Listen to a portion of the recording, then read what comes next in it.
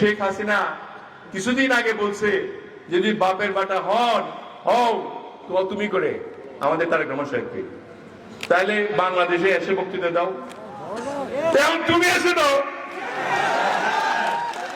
শেখ হাসিনা তুমি এসে দাও, তুমি তো ওনাকে দেখতে পাও এই কথা বলছো, এখন তুমি এসে দাও।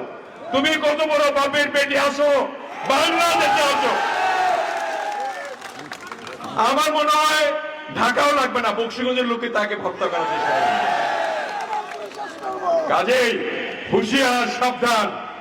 আর যাতে এরকম স্বৈরশাসন না হয়, ফেসিবাদের জন্ম যাতে না হয়, এখানে যাতে লুপ্তরাজ না হয়, এখানে যাতে মানুষের প্রতি অন্যায় না করা হয়, এখানে যাতে গরিব মানুষের জমি লুপ্তরাজ না করা হয়, এখানে যাতে সকল মানুষ সমবন্টনের মাধ্যমে বসবাস করতে পারে, আমরা এটাই চাই।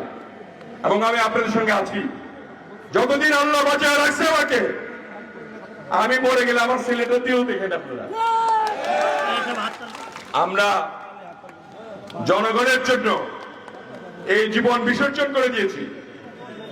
এই 17 বছরে আমার তো একটা ব্যবসায়িক প্রতিষ্ঠান আছে, সেই ব্যবসায়িক প্রতিষ্ঠানে একটি কাজ, এর তো লিখিত সমস্ত কিছু তো ডকুমেন্টারি, সাব কন্ট্রাক্ট অথবা কিছু প্রোডাক্ট বিক্রি করা ছাড়া একটি কাজ আমাদের করতে দেওয়া হয়নি। যেখানে রশিদুজ্জামান মিল্লাত নাম দেখছে বাদ দিয়ে দিচ্ছে। এখন কোথায় যাবেন? এখন আসেন